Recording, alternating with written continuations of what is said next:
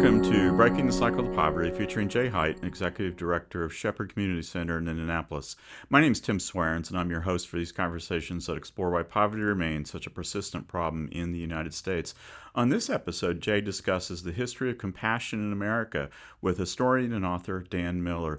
Jay, will you introduce Dan to our audience? Yes, Dan is a good friend and someone who I highly encourage folks to go to his website and see his writings. His books are great. He's helping us on a project of telling some of the stories of Shepherd. But we are two history nerds who get together and talk about nerdy history stuff. And so we thought today we would bring a lot of other folks into our conversation. Part of his focus right now is on the 250th anniversary of our country. We're now leading up to all of those festivities. Here's my lead-in question. 250 years ago, someone didn't have enough food to eat. 250 years ago, someone was no longer able to live in a home. What did they do? Well, before I answer that, Jay, I just want to go back over and summarize what Jay just said in his very generous introduction of me and of himself in knowing me. And he said history nerds, talking about nerdy history things. Well, there's really one word that summarizes all that. It wraps it all together, and it's the word cool. We're cool. Cool nerds. Cool, really cool nerds. So your question is a great one, and I'll take it, as I often do on stuff that you and I converse about, literally. And so we're mid-July, heading into mid-July of 1775, 250 years ago, this mid-July. So the answer, or one answer to your question would be, I can tell you a place where they are specifically, and that is they're in the community of Boston. And what's going on there is there's a war that is starting all around them. And so the British Redcoats are pinned up inside of Boston, outside of Boston, ringing the town on those small hills in kind of a half semicircle, are about 10 to 12,000 now called Continental troops. And a lot of civilians are caught in between. And the people who weren't doing well before are the people who are doing even worse now. So the answer to your question, who helps them? It's all private folks who help them. Churches help them primarily. Churches have come together, and in that period, they've been doing this for at least 2 years, in some cases longer, depending on the church. But in that period of time, they've been amassing food and firewood and things of that sort to send to the people of Boston who've been under the thumb of oppression for quite some time at this point. So it's the private person, especially the private worshiper, who is helping these people try to get through these times. And remember, they don't know when those times are going to end. That's one thing you and I talk about a lot, is what if you don't know what happens? And they don't know what's going to happen. So next week is going to probably look an awful lot like this week, and they're going to need a helping hand from their local church. I think, Tim, we have had conversations about the political nature of compassion, and there was a dramatic shift 62 years ago when Lyndon Johnson declared the war on poverty. If we would have said to that Bostonian, well, the government will take care of you, they would not have understood any of what we meant. It was always expected. It was a personal responsibility. It was a personal responsibility to sacrifice, to do the things. And it still is, though we've acquiesced to the war on poverty as if the government was the one in charge. And I think that's a failure of the church. Are we winning that war on poverty? Well, I think the fact that it traps people in. Dan, you mentioned the pursuit of happiness. Yes, sir. What did the original authors mean by pursuit? Oh, the pursuit of happiness is a really interesting thing. When you guys had asked me to come on today, and I got to thinking about that phrase, life, liberty, the pursuit of happiness. Normally, by the way, you probably know, it was life, liberty, and property. And it was Thomas Jefferson who made that last change from property into pursuit of happiness. And in the word pursuit that's an active word, right? That's something you're supposed to go out and get it, seek it, acquire it, hold on to it, and all the rest. And that is kind of built into the DNA of who we are as Americans, which has and even then had a very much of a self-help component to it. Benjamin Franklin. Benjamin Franklin is the original self-help guru, where he's constantly trying to read books that are going to give him literal lists of various virtues that he needs to work on, refine, and if he can get all of that done, then he'll be an effective pursuer of happiness. John Adams is another one that did that. Jefferson, Washington, they all believed in that. Well, there's a downside to it. The downside, and you know this, the downside is if I can do that, why can't you do that? There must be something wrong with you who can't seem to do that. And of course that's wrong. So that's why churches were so really important to come along and be a kind of a companion to the individualistic pursuit of happiness. But it's churches, not only Christian, but predominantly Christian churches, that help supplement or complement that with a kind of a collective pursuit of happiness done through donations and contributions and charities and all the other kinds of things. There's some major ministers who were talking about this in that period of time. And I'll throw out a few names. Jonathan Edwards is one. George Whitefield is another. There's a guy in England who's founded a whole movement on this, which is John Wesley, the method of how you live out your faith and so on. So it's a very popular topic in church circles to complement the individual self-help kind of approach to pursuing happiness alongside this more collective, spiritually based component that we're talking about now. Jay, last month we talked about the government pulling back in some areas, Medicare, for example, Medicaid, food stamps.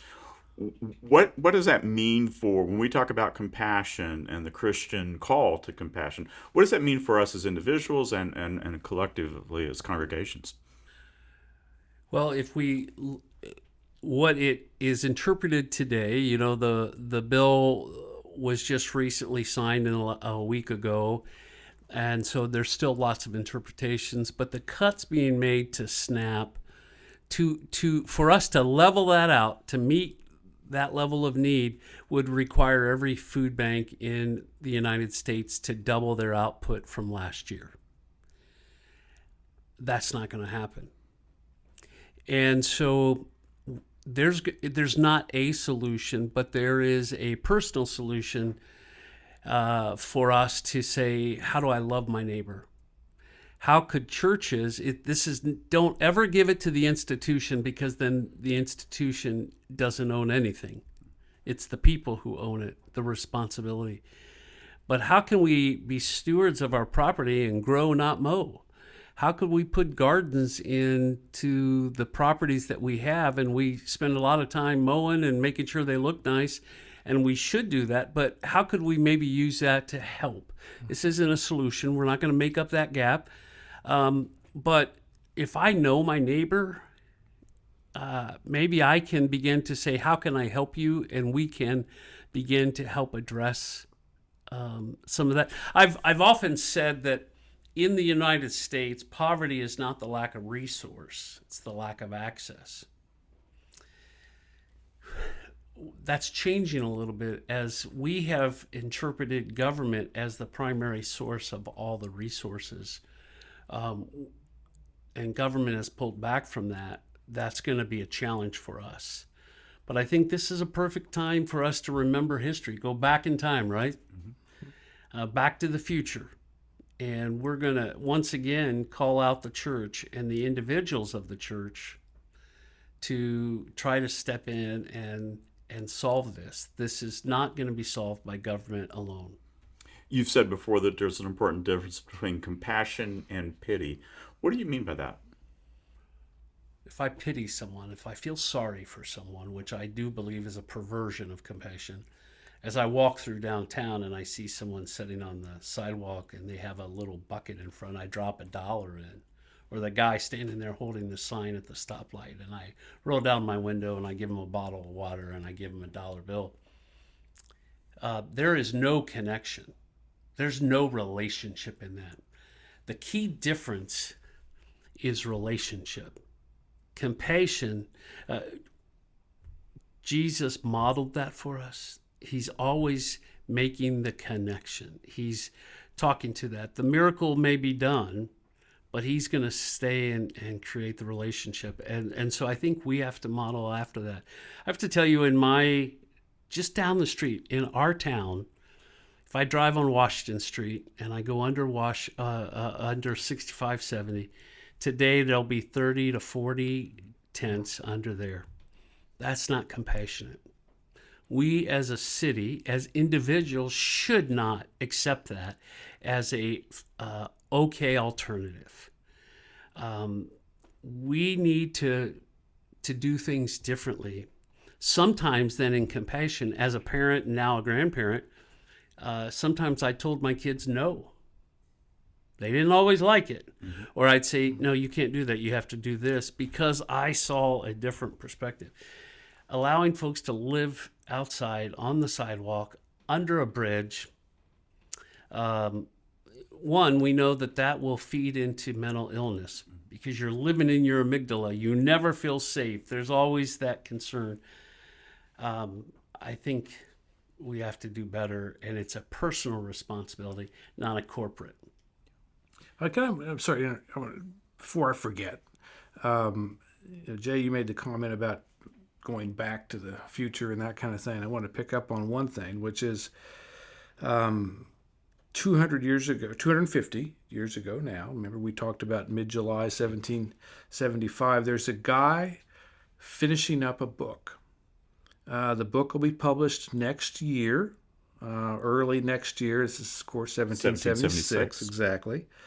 We look back now, and the publication of this book is considered one of the top 5, top 10 things that have happened in 1776. That echoes down now 250 later.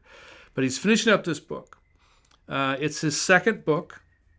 He's really super proud of his first book.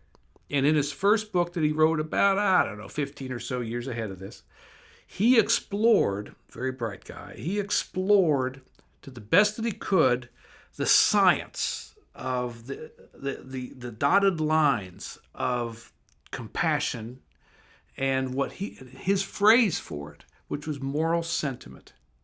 The book is called The Theory of Moral Sentiment. The author is Adam Smith, who's working on a book next year that'll be called The Wealth of Nations, which is considered, of course, kind of the foundational capitalistic type of exploration, first one of its kind.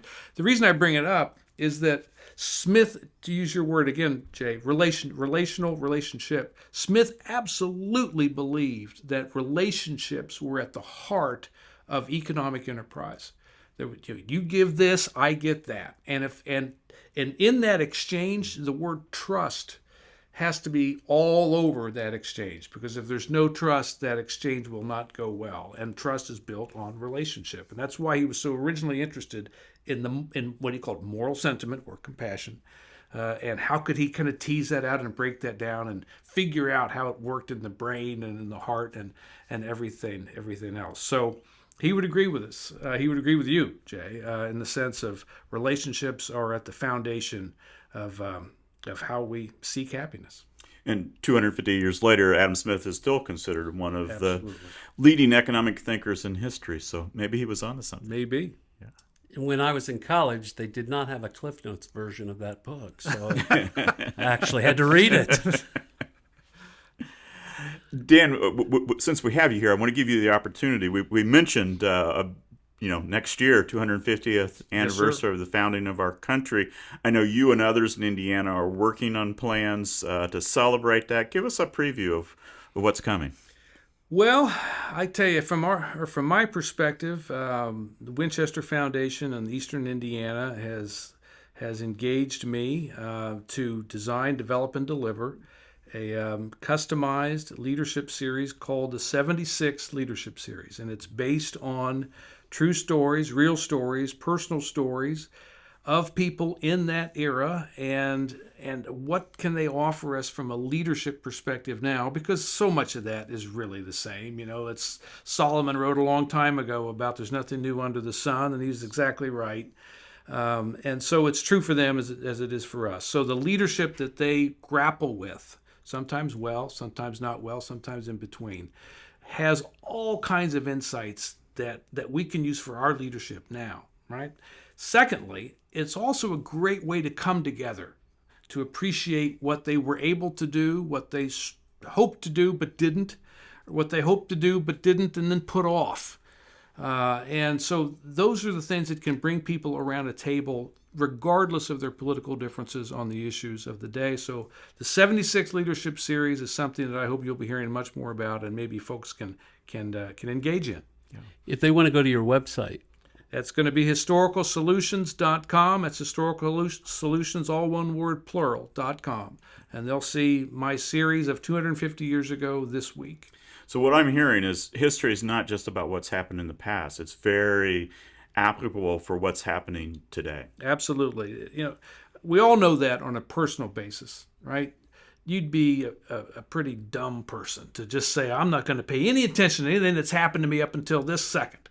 Well, the wisdom of that is true for an individual. The wisdom of that is true for the community. The wisdom of that is true for the nation. Yes. Any final thoughts before we wrap up? Yeah, again, I'm an amateur. Dan is the expert. But if we look back, what made that history reality of 250 years ago were people demanding for responsibility, not demanding their rights. Yes. Saying, I'll take up arms, I'll take care of my neighbor, not offloading that to someone else. And I think for us to regain our greatness, for us to be the community that Alex de Tocqueville saw and was admiring, it is going to need for us to clamor for, give me a job to do and I'll do it. I'll sacrifice so that others can benefit. I'll go back even further. I'll go back to the first century when, the Romans dominated the known world. And the mindset was that if you were rich and powerful, you deserved to be rich and powerful. If you were weak and poor, you deserved to be weak and poor. And then there were these Christians who started to talk about helping and loving your neighbor, and the first will be last and the last will be first. It was a radical concept then. It's kind of a radical concept today if we actually apply it. Exactly. Dan, we'll give you the last word. Well, I just hope everyone realizes that from a 250 perspective, 250 years ago, all the way up to now, it's not all about everybody's great, and it's not all about everybody's the devil. Life's somewhere in between on that. Life on this earth is somewhere in between, and we need the humility to recognize that. Thank you, Dan and Jay. For 40 years, Shepherd Community has made a lasting difference in the lives of thousands and thousands of neighbors. The Shepherd team couldn't do that work without the support of donors, partners, and volunteers. To learn more about how you can help, please visit shepherdcommunity.org. Thank you for listening. Thank you.